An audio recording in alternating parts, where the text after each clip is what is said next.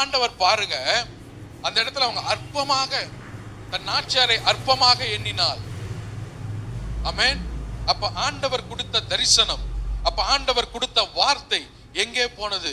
இன்னைக்கு நம்மளுடைய வாழ்க்கையில கூட கர்த்தர் ஒரு வார்த்தையை நமக்கு கொடுத்துட்டாருன்னா அதை புடிச்சுக்கிட்டு தொடர்ந்து ஜெபிக்கிறதுக்கு நம்ம விட்டு விடுகிறோம். ஏன் இன்னும் நம்முடைய வாழ்க்கையில ஆசீர்வாதம் வரல?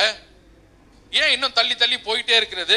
நான் நீண்ட நாட்களாக இந்த காரியத்துக்காக நான் தொடர்ந்து ஜெபிச்சுட்டு இருக்கேன், ஆனா என்னுடைய வாழ்க்கையில இன்னும் நிறைவேறலையே அப்படின்னு நம்ம நினைச்சிட்டு இருக்கோம். இல்ல, ஏதோ ஒரு இடத்துல ஒரு சறுக்கல்கள் காணப்படுகிறது. ஆமென். நமக்கும் ஆண்டவருக்கும் இடையே ஏதோ ஒரு கேப், ஏதோ ஒரு இடைவெளி ஆண்டவருக்கு நமக்கு இருந்துகிட்டே இருக்கிறது. அதனாலதான் ஆண்டவர் கிட்ட இருந்து இன்னும் அந்த ஆசீர்வாதத்தை நம்மளால என்ன பண்ண முடியல, பெற முடியல. ஆண்டவர் கொடுத்த வாக்குத்தத்தத்தை நம்ம மறந்துடுறோம், ஆண்டவர் சொன்ன வார்த்தையை மறந்துடுறோம், நம்முடைய மாம்சத்தின்படி ஒரு முடிவை எடுக்க ஆரம்பிக்கிறோம்.